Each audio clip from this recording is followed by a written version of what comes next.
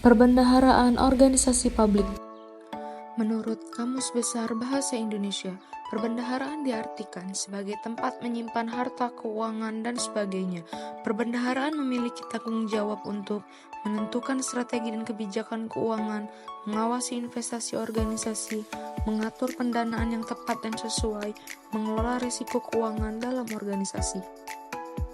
Regulasi perbendaharaan pada organisasi publik berupaya untuk mencapai 5 sasaran kunci. Pertama, meningkatkan pengawasan dan regulasi yang kuat untuk lembaga keuangan. Kedua, membangun pengawasan yang komprehensif pada pasar keuangan. Ketiga, melindungi pelanggan atau masyarakat dan para investor dari penyalahgunaan keuangan. Keempat, menyediakan alat yang bisa digunakan untuk pemerintah mengelola krisis. Dan terakhir, meningkatkan standar peraturan internasional dan meningkatkan kerjasama internasional. Regulasi terkait perbendaharaan di Indonesia diatur dalam Undang-Undang Nomor 7 Tahun 2010 Perdirjen Nomor Per 90/PB/2011 Perdirjen Nomor Per 87/PB/2011. Sistem perbendaharaan organisasi publik. Apa itu barang organisasi publik? Barang organisasi publik merupakan aset yang dimiliki oleh organisasi publik. Barang organisasi publik meliputi perumahan, lahan komersial, dan industri, serta aset fisik lainnya yang menjadi milik pemerintah melalui pembelian atau penyitaan yang diambil alih dari kegagalan membayar pajak. Pengadaan barang organisasi publik. Pengadaan dalam organisasi didesain untuk memperoleh atau mendapatkan barang dan jasa. Pengadaan organisasi publik menggunakan sumber pendanaan yang berasal dari pajak dan atau hibah, serta pinjaman yang diperoleh pemerintah atas nama negara. Prinsip yang digunakan dalam pengadaan publik antara lain prinsip transparansi, prinsip integritas, prinsip keterbukaan, prinsip keadilan, prinsip kompetisi, dan prinsip akuntabilitas. Sistem pengelolaan barang organisasi publik terdiri dari dua, pertama negara dan kedua pengawasnya. Negara sebagai pemilik dan pihak penyedia properti atau trustor. Dalam menjalankan fungsi sebagai pemilik, parlemen menerima tindakan hukum yang mana ketentuan prinsip manajemen penggunaan dan penghapusan barang milik negara diuraikan. Sesuai hukum, para anggota parlemen dapat mendelegasikan kepada pemerintah fungsi penghapusan properti milik negara dan menunjuk agar manajemen properti dan penggunaan mematuhi hukum. Pemanfaatan barang unit organisasi terdiri dari 4 bentuk, yaitu yang pertama sewa, yang kedua pinjam pakai, yang ketiga kerjasama pemanfaatan, dan yang keempat bangun guna serah dan bangun serah guna.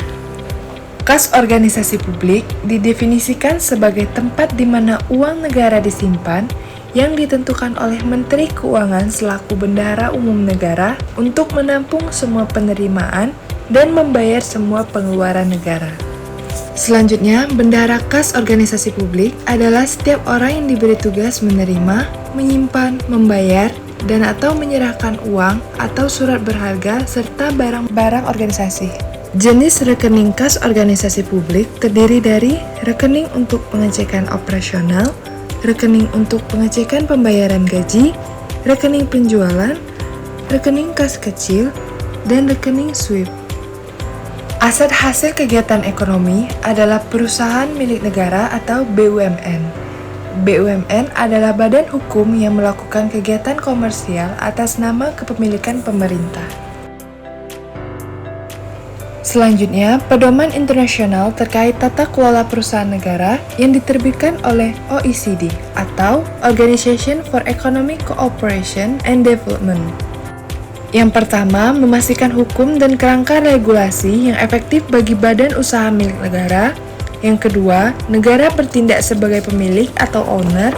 Yang ketiga, perlakuan adil pada pemegang saham. Dan yang keempat, hubungan dengan para pemangku kepentingan atau stakeholder. Yang kelima, transparansi dan pengungkapan. Dan yang terakhir, tanggung jawab pengelola perusahaan yang dimiliki negara. Selanjutnya mengenai siklus perbendaharaan organisasi publik. Yang pertama ada perencanaan, panduannya yaitu pada rencana output, anggaran, analisis biaya manfaat, dan analisis dampak pengaturan. Siklus yang kedua yaitu implementasi, monitoring, dan manajemen. Panduannya yaitu pada manajemen keuangan, akuntansi, kontrak dengan layanan swadaya masyarakat, kekuatan keuangan entitas, dan monitoring. Siklus yang ketiga yaitu pelaporan dan review. Panduannya yaitu pada kebutuhan pelaporan keuangan, laporan tahunan, dan review atau peninjauan kembali. Dan siklus yang keempat adalah pengembangan strategi. Panduannya yaitu pada pernyataan tujuan, strategi, dan kapabilitas. Berikutnya mengenai teknik perbendaharaan organisasi publik. Teknik yang pertama yaitu manajemen administrasi aset organisasi publik. Ada 4 tahapan pendekatan terkait strategi manajemen aset, yaitu yang pertama, menentukan dan mencatat kebutuhan aset. Kedua, mengevaluasi dan mencatat aset. Ketiga, melakukan analisis kesenjangan dan mencatat kesenjangan aset. Dan yang keempat, menyusun dan mencatat strategi aset. Teknik kedua yaitu manajemen administrasi kas organisasi publik. Yang pertama, seluruh penerimaan dan pengeluaran kas negara dilakukan melalui rekening kas negara menggunakan sistem giral. Kedua, penerimaan harus disetor seluruhnya ke negara atau daerah pada waktunya. Yang ketiga, penerimaan kementerian negara atau lembaga atau satuan kerja tidak boleh digunakan untuk membiayai pengeluaran.